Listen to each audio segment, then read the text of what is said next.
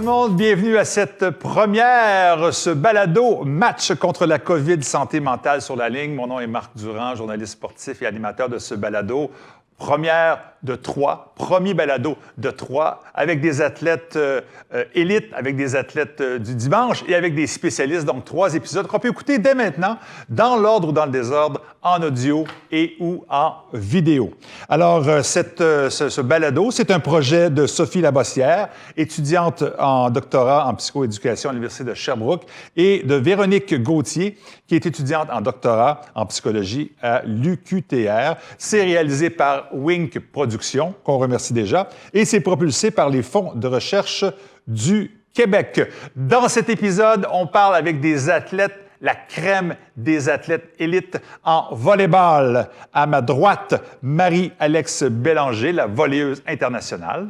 Bonjour. Bonjour. Et un judoka que vous connaissez depuis plusieurs années, médaillé olympique, médaillé à différents championnats du monde et prétendant pour un poste olympique à Tokyo cet été, Antoine Valois-Fortier.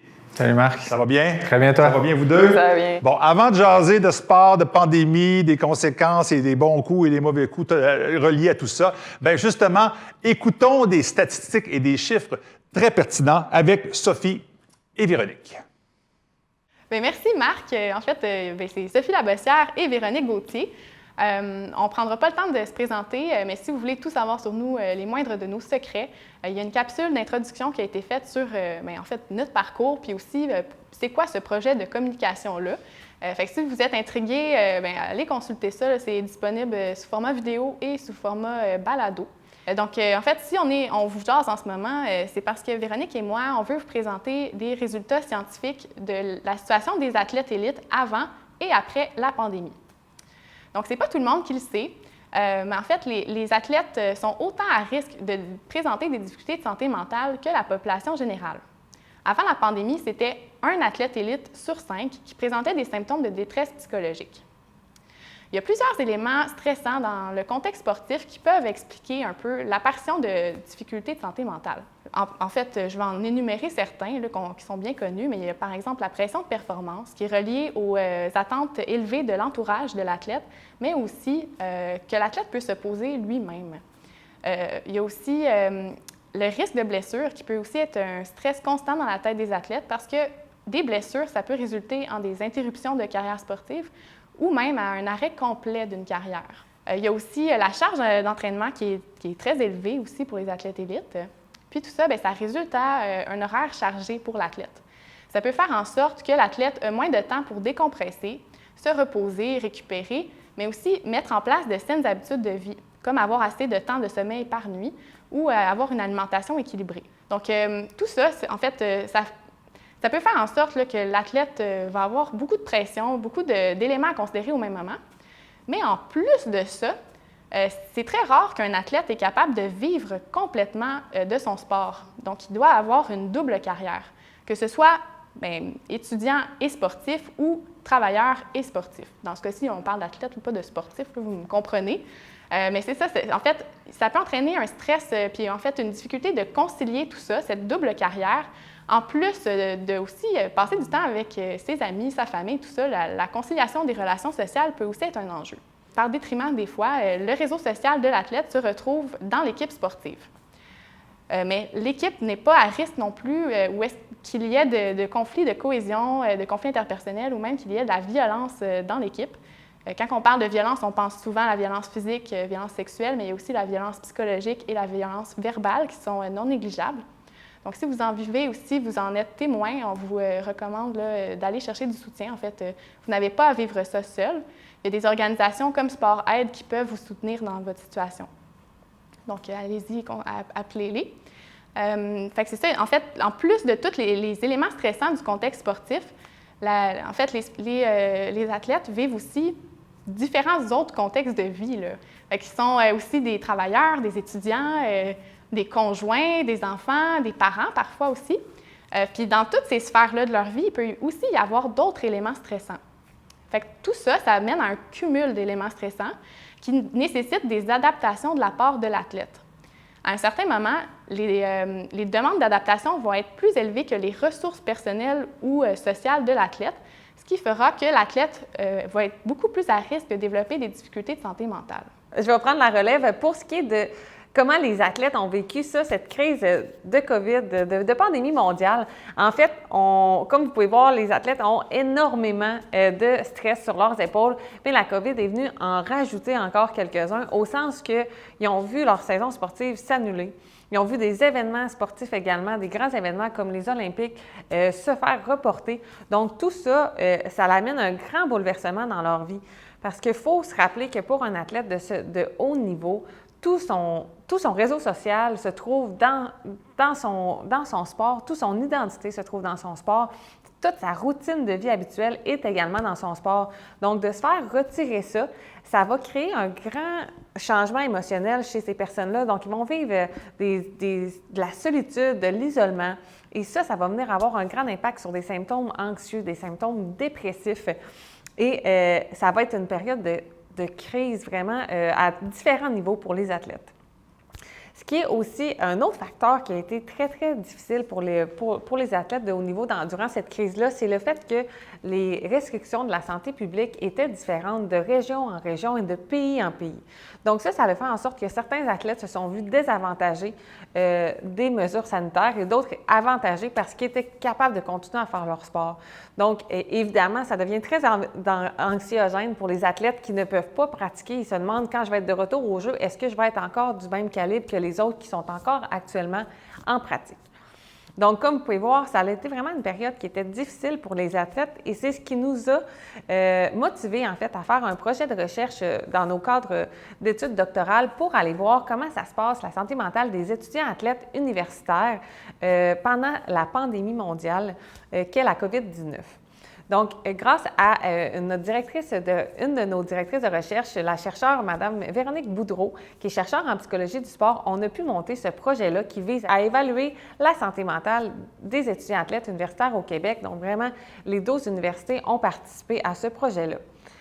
On est encore actuellement à l'analyse des résultats préliminaires au sens qu'on ne sait pas exactement toute l'ampleur du portrait de santé mentale, mais on sait quand même qu'il y a plusieurs troubles qui ressortent du lot, dont les troubles dépressifs. Donc, on a vu vraiment des symptômes dépressifs importants chez les étudiants athlètes, des symptômes anxieux également, et même chez quand même une proportion de 8,5 des situations suicidaires. Donc, on voit qu'il y a une détresse psychologique qui est quand même assez marquée en ce moment dans le réseau du sport universitaire.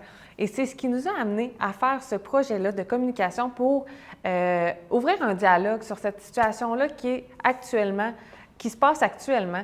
Puis on veut entendre des athlètes qui l'ont vécu, qui sont dedans, voir comment ils se sont adaptés à tout ça, quelles stratégies les ont aidés, qu'est-ce qui les a pas aidés. Puis surtout, amener à normaliser que c'est correct d'aller moins bien des fois, puis que cette pandémie-là, c'est difficile pour tout le monde. Donc, on va retourner en studio parce que qui d'autre mieux placé que nos invités, Marie-Alex et Antoine, pour en parler. Donc, de retour Parfait. à Marc. Alors, merci Sophie et Véronique. On parle des bobos sans problème, mal au coude, mal aux côtes, peu importe. Tout le corps. Ça, tout le corps? Non, tout le corps. Oui, tout le corps. Mais ça c'est assez facile de parler de ça à quelqu'un. Mais de parler de santé mentale, je ne sais pas de votre côté, est-ce que c'est quelque chose qui vient instantanément, qui vient facilement? Est-ce qu'on aborde le sujet aussi aisément? Tu veux commencer par toi? Je dirais que c'est de plus en plus facile, surtout parce que je crois que je suis vraiment chanceuse d'être entourée d'une bulle de gens qui sont faciles à parler de ça, mais c'est sûr que c'est un sujet qui est beaucoup moins facile de parler à un inconnu ou une personne qui... Oui, disons que tu vas à l'épicerie, puis comment ça va? Tu dis, ça va pas. C'est moins facile. Par contre, si tu as le bras dans le plâtre, c'est sûr que ça paraît plus. C'est ça. C'est la même chose pour toi? Bien, je pense qu'en temps de pandémie, ça a comme un petit peu levé le voile sur beaucoup de problèmes de santé mentale. Les athlètes, comme tout le monde, on a eu des passes difficiles durant cette pandémie-là. Donc, oui, moi aussi, je trouve que ça a été un petit peu plus facile là, durant cette pandémie-là, de s'ouvrir, de parler aux autres. Tout le monde était dans une situation difficile. Puis moi aussi, je me considère chanceux d'être bien entouré de gens qui me supportent à ce niveau-là. Donc, Les deux, vous avez dit la même chose au départ, entouré de gens qui sont sensibles à ça. Donc, c'est peut-être pas facile de partir comme ça tout seul, mais lorsqu'on est bien entouré, avec des entraîneurs compétents, ça aide, j'imagine. Absolument, que ce soit les entraîneurs, à la maison, la famille, Oui. La copine, le copain, donc à tous ces niveaux-là. Puis je pense que c'est un petit peu du donnant-donnant. C'est à nous aussi de prendre des nouvelles des gens autour de nous pour s'assurer que de cette manière-là, ben, un petit peu tout le monde prend des nouvelles de tout le monde, puis on s'assure que tout le monde va bien comme ça. C'est bon, ça. Même chose pour toi, la famille, les amis. Oui, exactement. Tu sais, je crois qu'au niveau qu'on est dans notre sport, on a comme construit un réseau de personnes qui ont les mêmes valeurs puis qui sont vraiment là pour nous supporter dans le bien comme dans le moins bon. Donc, autant nos coachs psychologiques que nos coachs, que nos amis vont vraiment être là pour nous soutenir, surtout dans cette période-là. Sport d'équipe ou sport individuel, on est aussi des coéquipiers. Est-ce que c'est quelque chose dont on est conscient aussi, de pouvoir déceler peut-être un premier signe? Je crois qu'on devient vraiment plus sensible justement à voir les hauts et les bas de nos coéquipiers, de nos amis, justement parce qu'on est toujours entouré de gens, on travaille toujours dans le même sens. Donc, cette sensibilité-là, je crois qu'elle est plus facile de développer. Et en sport de combat? Bien, moi, je crois que ce soit les sports collectifs, d'équipe ou individuels, il n'y a personne qui atteint les plus hauts niveaux seul. Donc, même les sports individuels, c'est très souvent, toujours même, un travail d'équipe. Ouais. Donc, on s'entraîne avec les autres, les partenaires d'entraînement. Puis, comme elle l'a dit, moi, j'aime ça dire, j'ai une petite armée autour de moi. Donc, c'est tous des gens qui sont là pour s'occuper de mes petits bobos, s'occuper de moi. Puis, c'est à moi aussi de renvoyer l'appareil. Donc, c'est l'entourage, en tout cas, dans mon cas. Mais toi, je pense que tu es assez ouvert à ça. Entre autres, tu fais partie de l'équipe de B210, entre autres. Puis, je sais que le travail d'équipe a toujours été très important. On l'imagine en sport collectif comme le volleyball aussi, mais tu sais, un sport de combat, ça reste un sport de dur, puis on a des préjugés. Tu sais, c'est comme, ben non, hey, penses-tu que je vais commencer à parler de mes problèmes de sommeil ou de perception de moi-même? Je sais pas. Non, je pense que l'étiquette du dur à cuire qui fait des sports de combat est peut-être encore un petit peu là, mais je pense que dans les dernières années, on a fait des pas de géant. Je sais que là, la très grande majorité de l'équipe travaille avec des psychologues sportifs, puis vraiment...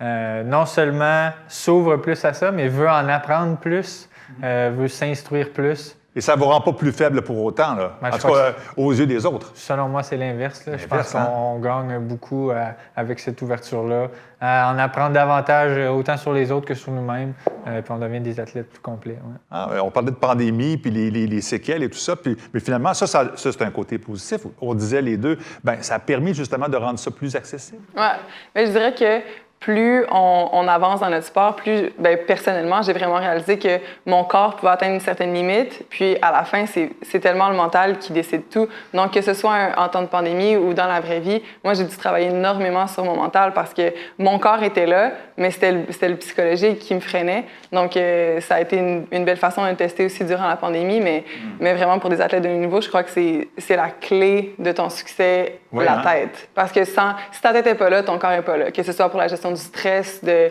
l'anxiété, la motivation, peu importe. Si ta tête n'est pas là, ton corps ne suivra pas. Ça me fait penser, récemment, je pense que c'est l'entraîneur des Hurricanes de la Caroline, Rob Brindamour, qui disait au niveau où les joueurs sont rendus là, c'est plus tellement de leur montrer à jouer au hockey, c'est plus justement de les préparer aux enjeux puis de les écouter. Hein? Ouais, c'est la même chose peut-être en haut niveau, mais à un moment donné, ça ne devient plus une question de technique ou de... Ça devient une question de gestion du stress, gestion de ses émotions, apprendre à se connaître, être capable d'un petit peu de performer. J'aime pas l'expression sur commande, là, mais le jour J, lorsqu'on doit performer, il faut être en mesure de tout mettre les choses en place. À un certain niveau, tout le monde s'entraîne fort, tout le monde arrive physiquement prêt. Ce qui fait la différence, c'est entre ces deux oreilles souvent. Ouais. Bon, mais là, parlons franchement. Là. Est-ce que la pandémie... On parlait franchement, je ne sais pas ça dramatique. Mais la pandémie, est-ce que ça vous a affecté quand même un peu, là, j'imagine? Là, ça a changé votre routine, justement? Bien, moi, ça a changé ma routine, mais vraiment pour le mieux. Donc, je me considère... Je dois dire que j'ai commencé à jouer au volleyball en secondaire 1. Puis, à partir de ce moment-là, je faisais du volleyball 12 mois par année. J'étais sur les programmes du Québec, après ça, Espoir, Élite. Puis après le cégep, j'ai commencé l'équipe nationale. Donc, ça faisait 9 ans que je faisais du volleyball pendant l'année. Oui. Puis équipe nationale, excuse-moi, parce que Carabin jouait aux Étoiles, 5 ans, et équipe nationale aussi, exactement. Même meilleure joueuse au pays au niveau universitaire en 2018. Ça bien déroulé. Carrière qui était comme... Ça s'est bien déroulé. Oui, quand même. Mais donc, dès que je terminais l'école ou ma saison pro, j'allais directement sur l'équipe nationale. Donc, j'ai jamais vraiment eu de pause. j'ai jamais vraiment pris le temps non plus de penser est-ce que ma motivation est toujours là? Est-ce que je le fais pour les bonnes raisons? Puis la pandémie m'a comme forcé à prendre cette pause-là, puis à me dire est-ce que tu aimes toujours ça ou tu le fais seulement parce que c'est dans un mode robot un peu, puis tu le fais parce que c'est ça que tu dois faire? Parce que, tu sais, je suis Marie-Alex, l'athlète de volleyball, puis c'est mon identité, puis c'est ça que je fais, mais est-ce que j'aime encore ça?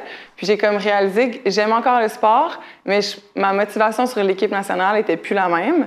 Puis ça m'a comme fait un changement. Et là, j'ai décidé de changer de l'équipe nationale intérieure pour faire le beach. Chose que je connaissais pas du tout.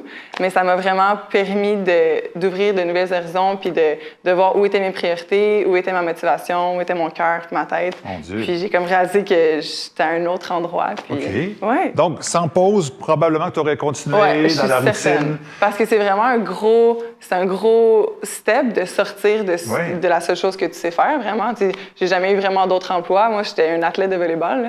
Donc, d'être obligée de prendre cette pause-là puis de faire autant de questionnements sur toi-même, ça a été vraiment provoqué grâce à cette pause-là, que j'étais chez moi puis je me disais, bon, mais il n'y a pas d'équipe nationale. Je fais quoi? J'aime-tu Pas vraiment? au jeu non plus. Non, l'équipe, exactement. quand c'est ça. Donc Puis il y a pas j'ai d'attente. comme trop apprécié mon temps à la maison. Je me disais, il y a comme quelque chose. C'était ma première pause, Ben oui. vraiment. Donc, Ah, c'est vrai. ouais. OK, fait que toi, tu le vois positivement. Ouais. Tu as bien de prendre une décision, Ah. tu es à l'aise avec ça. Oui, tout à fait. OK, là, ton coach n'est pas content là, au niveau intérieur. Bien, intérieur, c'était un petit peu déçu, mais écoute. C'est ta carrière. Mais en fait, il était aussi content parce qu'il se disait que si j'y allais là-bas, pas investi à 100 Non. c'est pas la même chose non plus. Ben non, je faisais des blagues. Mais ben, bravo! Merci beaucoup. Et toi, Antoine, c'est une autre situation, parce que là, il n'y a pas de Ouais. judo de plage. Ouais. Et puis, Non. puis toi, tu es au jeu, puis là, tu apprends qu'il n'y a pas de jeu en 2020. Moi, ça a définitivement. Il y a eu des mois, des semaines très difficiles, des semaines en montagne russe. Là. Je me souviens d'une semaine en particulier où, bon, là, il a commencé à avoir des rumeurs que les Jeux allaient être reportés ou annulés. Là, le COC a fait son annonce que le Canada n'irait pas aux N'irait Jeux. pas. Les Donc premiers là, pays, il y a d'ailleurs, eu, ouais, il y a eu quelques jours où il y avait des Jeux, mais le Canada n'y allait était pas. pas là. Donc tu peux là, changer de nationalité. Ouais.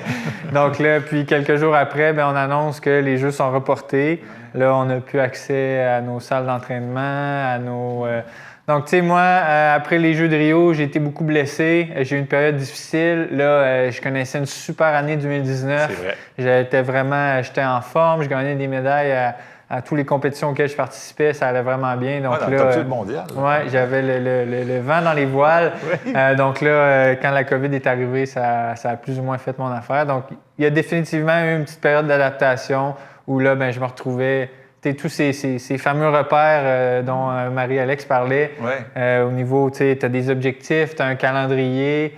Là, tu sais, c'était Réglé clair. au quart de tour, Ouais, t'as une on- équipe autour de toi. Exactement. Puis là, Donc, ben, on a un petit peu tout perdu ça. Ouais. Donc non, il y a eu des semaines difficiles, mais je pense que ça a été justement là, on parlait d'entourage tantôt, de travailler avec mon entourage, de travailler avec mon psychologue, de continuer d'avoir des contacts avec l'équipe, les entraîneurs, pour me trouver des petits objectifs, garder le moral, Ah ouais? puis Ça a développer... été quoi, entre autres, là, justement? Toi, tu aurais pu aussi décider, je ne sais pas, là, mais j'imagine que tu as fait déjà 2 Jeux olympiques, tu en faisais un 3e, mais ça allait bien. Mais tu aurais pu dire aussi, bon, mais regarde, ça me tente de faire ça un an de plus. Je ne sais pas c'est quoi tes plans de carrière après les Jeux. Ça, par contre, je dois avouer que j'ai pas eu ce doute-là. Moi, je le savais continuais. que sont retardés d'1 an. Une autre année, j'embarque. OK. Ouais, ça a été une question qui a été quand même assez rapidement réglée Tant pour mieux. moi. Ouais.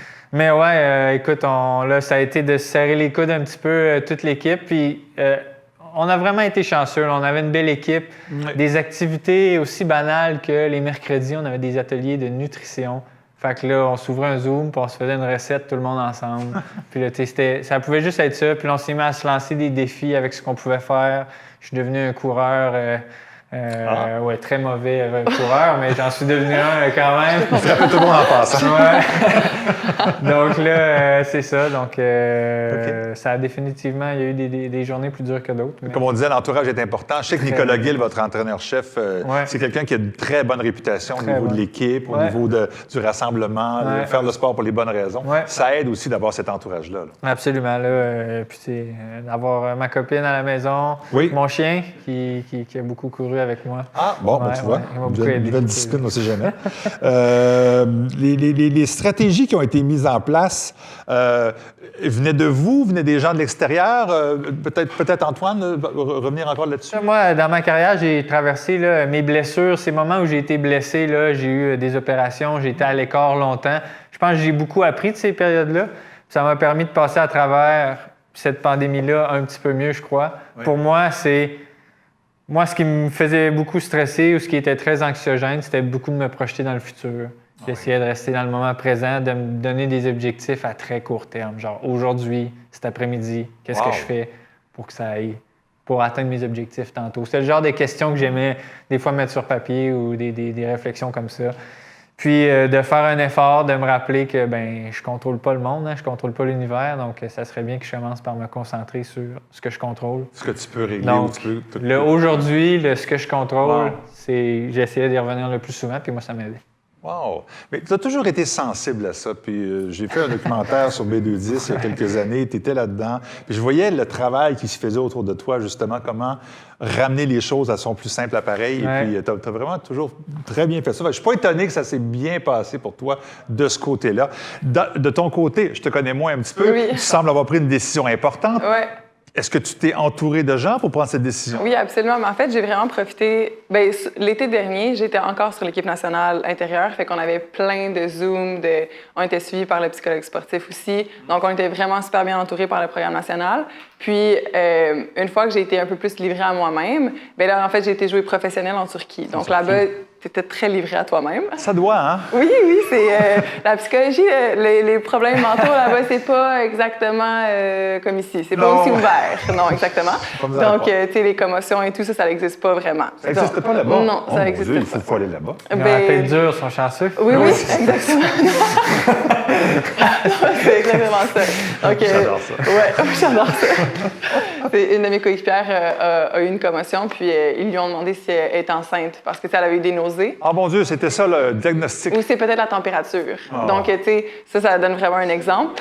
Mais moi, j'ai continué à avoir un psychologue sportif que je suivais aussi. Puis j'ai essayé, j'avais beaucoup de temps aussi pour travailler plus sur les problèmes personnels que j'avais du côté sportif. Puis j'avais tout ce temps-là pour régler et mes problèmes physiques et mes problèmes qui se déroulaient plus entre les deux oreilles. Donc, tu sais, j'ai été suivie énormément sur cet aspect-là, sur ma confiance personnelle, qui, en ce moment, je perdais tous mes repères d'athlète. Donc, ma confiance, depuis des années, a tout le temps été moussée par le fait que j'étais une athlète, puis, tu sais, j'ai eu des prix, j'ai eu une bonne carrière. Ouais, c'est ça. Mais là, j'avais plus ça. Donc, qu'est-ce que j'étais, d'où sortait ma confiance. Donc ça, j'ai énormément travaillé sur ça.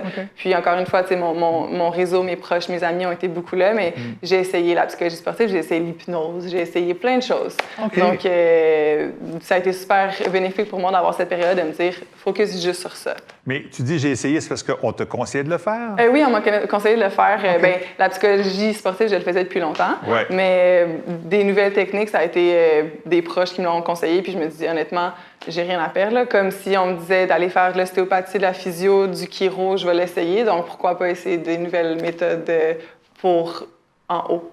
Oui, mais ça fait un peu comme régime miracle. Tu sais, genre, tu veux maigrir, fais ça. Mais là, toi, tu sais, il y a plusieurs solutions. Oui, tout à fait, mais OK. honnêtement, je crois que tout le monde fonctionne d'une façon différente. Tu sais, exemple, Oui. moi, mon corps fonctionne super bien avec l'ostéopathie puis l'acupuncture, mais d'autres personnes diraient que ça fonctionne pas.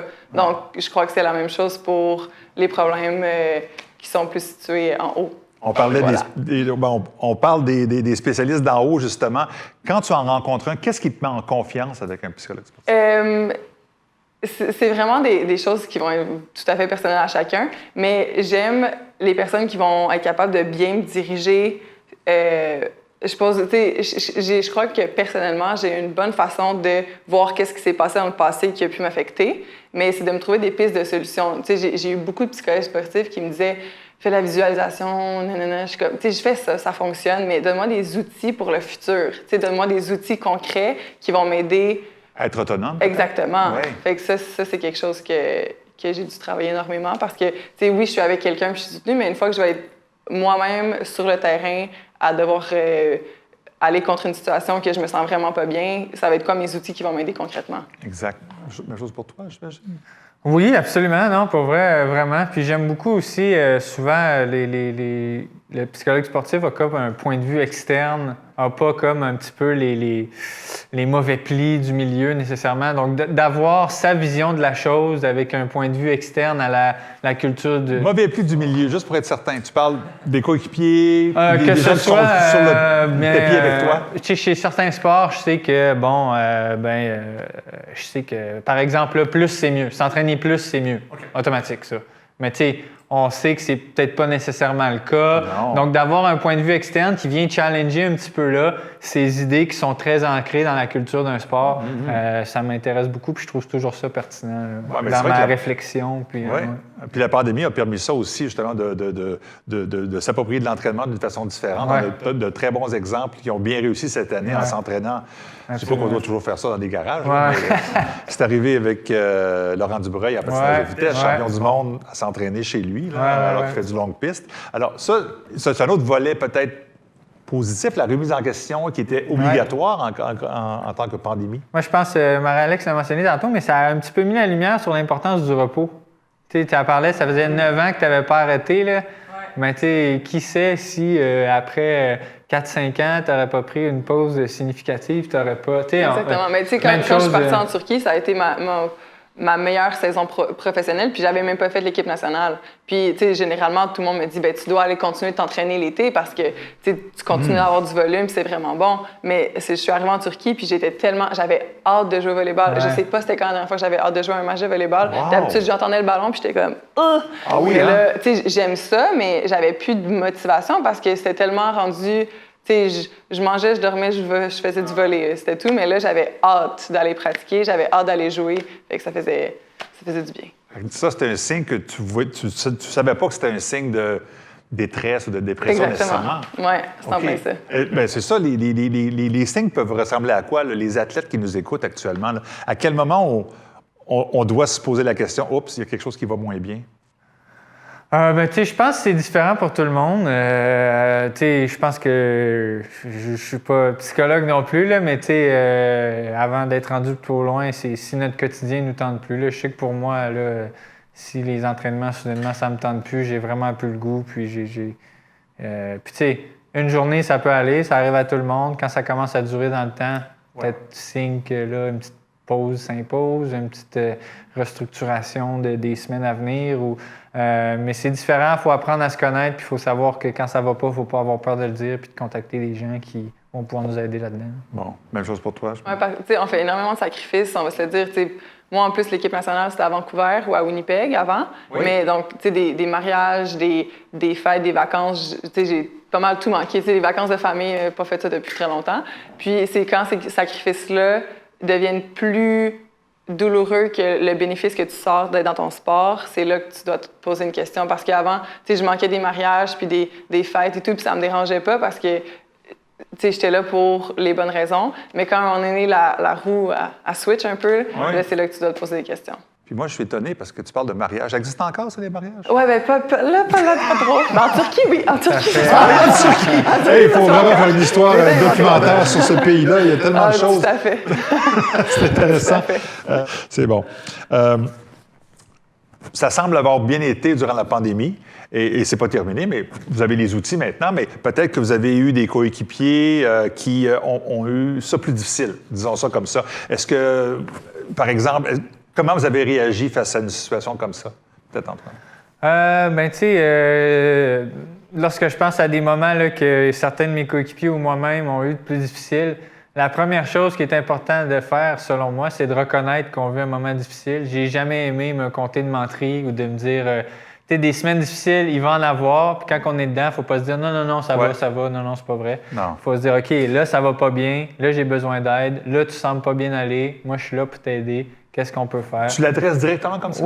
Oui. Je pense que de reconnaître la situation, de ne pas se compter de menterie, d'être capable de se regarder dans le miroir puis de se dire la vérité, pour moi, c'est la première étape la plus importante. Puis à partir de là, moi, je suis quelqu'un qui aime ça s'ouvrir aux autres, j'aime ça discuter avec les autres, j'aime ça en parler, j'aime ça aller me changer les idées avec les autres. Donc, oui, on était isolés, mais je pense qu'il y a quand même moyen de rester connecté un peu, là, assez pour être en mesure de passer au travers de ces moments difficiles-là, de se refixer des objectifs, de se retrouver des passions ou des choses qui nous donnent le goût là, d'attaquer la journée. Là. Ben, c'est un peu être un leader d'équipe aussi, j'imagine. D'être un leader avec ses coéquipiers, c'est d'avoir ces discussions-là, cette ouverture-là aussi. Absolument. Puis c'est un petit peu... tu sais, tout le monde peut jouer le rôle de leader à un certain moment donné. Absolument, donc, c'est ça, exactement. Même chose, as-tu un souvenir d'un athlète, d'une coéquipière peut-être qui aurait pu... En fait, c'est drôle parce que ça me faisait penser... Pour moi, la pandémie a été très similaire à ma vie professionnelle en général parce que quand on s'en va jouer pro, souvent, des fois, on est la seule étrangère dans notre équipe. Donc, tu sais, cette année, j'étais la seule qui parlait anglais. Sinon, c'était juste turc. Donc, puis, tu sais, quand j'ai une amie qui était au Japon, c'est la seule qui parle anglais là-bas aussi. Donc, tu sais, on n'a pas beaucoup de coéquipiers autour de nous. Donc, l'isolement se fait déjà ressentir.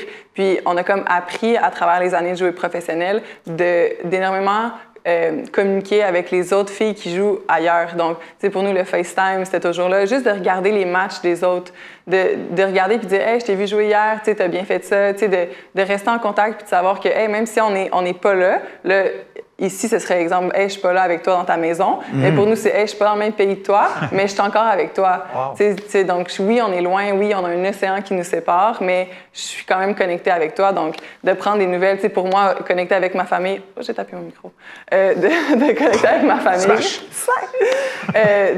Donc, de communiquer avec ma famille, mes amis, pour moi, ça a été quelque chose que je devais faire. Sinon, je me sens isolée dans mon bout de Turquie, là, pandémie ou pas. Donc, ça a été vraiment des trucs que j'ai dû développer à travers les années pour rester connectée avec mon monde ici, de ne pas me sentir, quand je reviens, que je suis rendue une étrangère. Donc, tu sais, pour moi, justement, de communiquer, de savoir comment est-ce que mes amis vont ici, est-ce que ça se passe bien, tu sais, c'est vraiment important de demander juste à ton monde si ça va bien, parce que des fois, tu le sais pas, puis... Oui, tu as raison. Il faut poser la question. Exactement. Mais ça nous amène à parler un peu des réseaux sociaux. Hein? Ça a été dans ce cas-là, puis même chose, ça a été positif, parce que ça te permet de garder contact. Ouais. Mais plusieurs vont dire, t'as peu, les réseaux sociaux ont aussi fait qu'on a doublé, triplé notre consommation, et tout le monde s'entend pour dire que c'est pas positif. Bien, puis je veux dire, les réseaux sociaux, c'est aussi une très belle facette, mais c'est pas la réalité. Si les gens me suivent sur Instagram puis me voient, je pose jamais de volleyball. Pratiquement cette année, j'ai juste posté des photos de voyage. Puis là, c'était un très beau voyage qui était fait. De mariage? Exactement. Le mariage, les montgolfières, c'était très beau. Mais tu sais, j'ai pas posté le volleyball quand ça allait pas bien. J'ai pas posté quand il y avait des problèmes avec le club. Tu sais, j'ai pas posté toutes ces choses-là. OK. Donc oui. Puis là, ça, c'est une réalité pour moi parce que moi, je gère mes réseaux sociaux d'une façon. Oui, mais ils te voyaient positivement. Exactement. Et c'était pas toujours le cas. Exactement. Oh. Donc, tu sais, c'est important que mon cercle autour de moi, justement, mes gens de confiance, sachent que au-delà de mes photos jolies d'Instagram, là, tu sais, j'avais des problèmes puis qui devaient être là pour moi. Oh, c'est intéressant, ça. Toi, ta consommation? Ben, tu sais, moi, de mon côté, un exercice que j'ai vite fait avec mon psychologue sportif qui m'a été très bénéfique, je pense, ça a été d'identifier, puis là, je vais utiliser un terme un peu anglais, là, mais energy giver, puis energy taker. Oh! Giver, donc positive, énergie des choses qui négative. me donnent de l'énergie, qui me font triper dans ma journée, puis des autres choses qui me drainent. Oui. Donc, j'ai essayé d'identifier un petit peu tout ça, puis de passer le plus de temps dans ma colonne qui me donne de l'énergie. Comment tu as fait ça? Ben, écoute, j'ai pour faire une réflexion avec lui, essai-erreur, ouais. Fait que je me suis découvert... je suis pas un très grand cuisinier, mais là, je me suis mis à cuisiner. OK. Moi, ça me faisait triper. Cours de cuisine. Écoute, j'avais son chien. Quelque chose, Donc, c'est ça. Moi, je me suis mis à essayer de faire des pâtisseries. Ça me faisait triper. Je voyais pas le temps passer, puis ça goûtait bon. Fait que la majorité du temps. Mais non, donc, tu sais, puis pour moi, justement, là... passer 2h30 sur Instagram à regarder des athlètes de d'autres pays faire du judo pendant que je suis dans mon sous-sol ou dans la rue en train de courir. Je ne trouvais pas que c'était très pertinent ou que ça me donnait beaucoup d'énergie. Donc, voilà. C'était d'identifier un peu ce qui me faisait du bien, ce qui me faisait de moins bien, puis de faire un effort conscient. Là, il y a des milliers de jeunes athlètes qui nous écoutent puis qui se disent « Ah, OK, problème, motivation... oui, j'ai le droit d'en parler. Ça serait quoi votre conseil numéro 1 à un athlète qui ressent ça? Oui, va en parler. Moi, la première fois que j'en ai parlé, justement, tantôt tu parlais d'Olivier Trudel. Olivier Trudel... Coach des Carabins. Coach des Carabins. Sa porte toujours ouverte, sa boîte de Kleenex toujours présente. Des filles qui ont pleuré dans son bureau, là, pas à cause de lui, à cause de nous-mêmes. Il y en a eu. Fait que ça, de se trouver des personnes comme ça qui vont être toujours là pour toi, qui n'auront aucun jugement, il y en a plein, c'est juste qu'il faut y aller. C'est la première fois que j'étais dans son bureau puis que là, ça n'allait pas très bien, j'avais des problèmes à l'école puis dans ma vie personnelle. C'est ça aussi. C'est ça aussi. Ah, sport-études. C'est sport-études, donc c'est l'école, ta vie personnelle, le sport, tu sais, tout peut t'affecter puis c'est vraiment normal. Puis c'est juste de savoir ouvrir cette porte-là. Puis la première fois que j'ai pleuré dans son bureau, maintenant c'est pas compliqué, il tournait sa chaise, il me regardait, je pleurais. Donc c'est juste qu'il faut que tu fasses le premier geste, exactement. Le message est aussi aux entraîneurs. Il faut laisser la porte ouverte. Tout à fait. Il faut donner les outils. Dans ce cas-ci, c'était une boîte de Kleenex, mais exactement. le symbole juste était écouter. fort. Exact. Puis c'est tellement simple, juste écouter. Oui. Tu sais, Oli disait pas grand-chose. Il faisait juste ouvrir sa porte, puis il m'écoutait. Wow. Pleurer.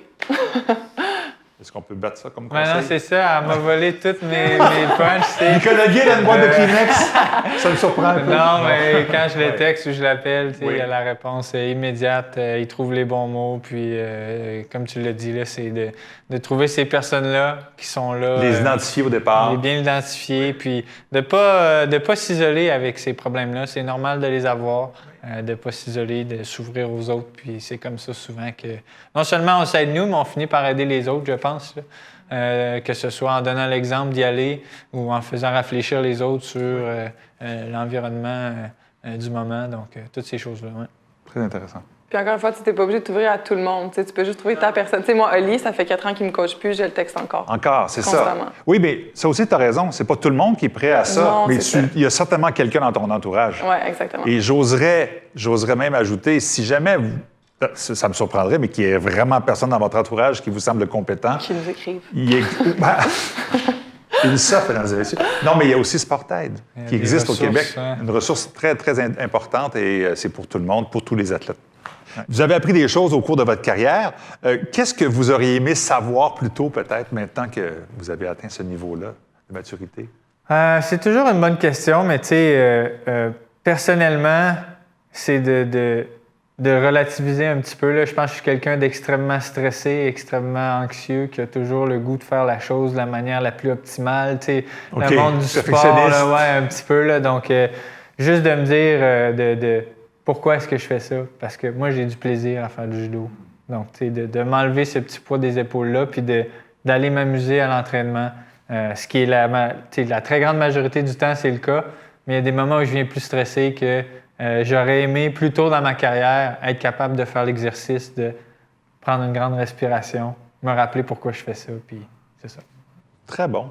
Moi, je dirais que c'est un défi que je me bats depuis très longtemps, mais côté confiance personnelle ou, tu sais, tout ce que... les petites lacunes psychologiques que tu peux avoir, que tu fais juste traîner parce que tu dis que c'est moins important que régler ton épaule qui va pas bien ou ta cheville qui va pas bien, ben l'effet boule de neige, là, à la fin, c'est vraiment très gros. Donc, j'aurais aimé ça, commencer plus tôt à faire ce processus-là, plutôt que maintenant que je sais que j'en ai besoin parce que ça me freine. Puis, j'aurais aimé ça que ce soit comme une force de moi, plutôt que quelque chose que je dois guérir ou quelque chose que je dois travailler sur. Donc, si j'avais été plus jeune, j'aurais commencé peut-être la psychologie sportive plus jeune, j'aurais commencé à être plus outillée plus jeune pour être un athlète qui est dominant mentalement et physiquement, au lieu d'un athlète qui est dominant physiquement et que son mental doit toujours être rattrapé. Oh, intéressant ça. Mais ça vient pas justement avec la maturité. Veut pas, ça doit être le cas pour à peu près tous les athlètes. T'sais, on veut tellement bien faire au départ qu'on prend tout en même temps. Oui, exactement. Puis on est tellement concentré sur les choses que tu vois. C'est plus facile de voir, si ton genou t'arrête, ben tu dois arrêter. Mais si ta confiance personnelle ou ton stress, ton anxiété, ta motivation, ton stress, tu dis juste, tu mets ça dans une petite boîte puis tu vas continuer jusqu'à temps que ton corps arrête. Mais à un moment donné, ta tête va faire arrêter ton corps. Donc. Ah oui, c'est bon. Ben ça me rappelle un peu, en fait, la situation actuelle. On se parle, on est en mai, les championnats du monde s'en viennent en judo. Tu es en santé, Ouais. tu y vas pas. Non. Parce que? Parce que j'ai décidé que je voulais prendre soin de ma tête, je voulais mettre l'emphase sur ma préparation avec les règles en ce moment, la quarantaine, voyager. Lors des derniers voyages, on a eu quelques athlètes qui ont attrapé la COVID. C'est pas toujours le fun. Donc, j'avais pas... je pesais les pour et les contre. Puis voilà, je pense que j'aurais peut-être pas pris cette décision-là là, à 21 ans. Là, En donc, 2012, oui. ouais. C'est ça, hein? Mais, parce que c'est gros pour toi, là. Tu laisses la chance à un Canadien de peut-être Absolument, absolument. passer dans la ronde possible. Puis Ouais. c'est un athlète par pays, par catégorie. Catégorie de poids, ouais. Donc, c'est toi ou un autre Canadien, si jamais il se qualifie. Exactement. Ouf. J'ai pris la décision de me concentrer sur moi-même, puis voilà. Ouais. Contrôle ce que tu peux contrôler. Exactement. Oh, mais quand même, est-ce que c'est une décision qui se prend, encore une fois, en équipe, tu vas me dire, mais c'est d'abord toi qui la prends? Hein? Ouais, mais tu sais, j'ai beaucoup aimé, tu sais, j'ai partagé ma réflexion, je voulais avoir un petit peu l'opinion des autres, puis c'est moi qui ai pris la décision au bout de ligne. Ouais. C'est bon. Alors, écoute, on va te souhaiter bonne chance. Oui, bonne chance. Tokyo. Merci, Tokyo. Et puis, la qualification, s'il faut un challenge, pas un challenge. fight-off. Fight-off, si Ouais, jamais il y a un ouais. Canadien qui se qualifie Absolument, dans ta absolument. catégorie. Ouais. Et puis, bonne chance pour Tokyo, pour Merci. tes troisièmes jeux. J'espère que tu vas imiter, en tout cas, si c'est le cas, puis ça se produit, ton mentor. Ouais, Nico, ça serait cool. Là, Nicolas a ouais. fait médaille X, Ouais. puis médaille après. Ça Exactement. pourrait ressembler. Ouais, j'aimerais Ton bien ça ferait mon affaire. Ça ferait notre affaire, on serait très, très vieux, très, très heureux. Et puis toi, on te verra peut-être en... Sur les En plages, beach, sur les Peut-être en plages, beach. les plages, Écoute, hein. oui, c'est la suite. Ben, je continue à jouer professionnel intérieur pendant l'hiver. Dans quel pays, cette fois-là, tu changes à chaque année? Je sais pas encore, là, donc peut-être... Pas la Turquie, Suisse. c'est pas bon, Non, ça. non, Je je me prends commence à une se- petite pause. Non, mais en fait, c'est très bon pour le volley, mais je pour sais, la ils sont tête, très forts. moins bon. Mais donc, on dirait que j'ai besoin de soleil, là. Donc, Portugal, France, Suisse, quelque chose comme ça. Vous n'avez pas ces options-là, Julien? Malheureusement, nous autres, c'est plus Kazakhstan, Sibérie. Les noms compliqués, là, Ouais, qui Ouais, arrivent beaucoup de derrière. consonnes. Pas trop de consonnes, pas assez de voyelles, c'est le cas de le dire. Et puis, ben écoute, bonne chance pour la Merci suite des beaucoup. choses. Et puis, beach volleyball, effectivement, un sport merveilleux. Puis j'espère que pour Ouais, toi, assez. ce sera la consécration, puis tu Oui. auras du bonheur. Merci beaucoup. C'est bien, merci beaucoup. Antoine, merci beaucoup d'avoir été Merci là. à toi. C'est déjà la fin de ce balado. Merci beaucoup à nos invités. Je vous invite à écouter les autres balados qui sont bien sûr disponibles maintenant en audio et vidéo. Il y a nos héros du samedi, comme on appelle, les Weekend Warriors avec Kevin Raphaël et Chloé Rochette. Et il y aura également le balado avec nos psychologues sportifs Amélie Soulard et Bruno Ouellette. Alors, on va parler de tous les sujets. Ça vous concerne. Sinon, ça concerne quelqu'un qui est près de vous. Alors, bien sûr, c'est intéressant. Et qui sait, peut-être que vous allez aider, si ce n'est pas votre cas, quelqu'un à s'en tirer en ce monde pandémique. Alors, c'était le match contre la COVID, la santé mentale sur la ligne. Ici Marc Durand. Merci d'avoir été là et bonne santé mentale à tous.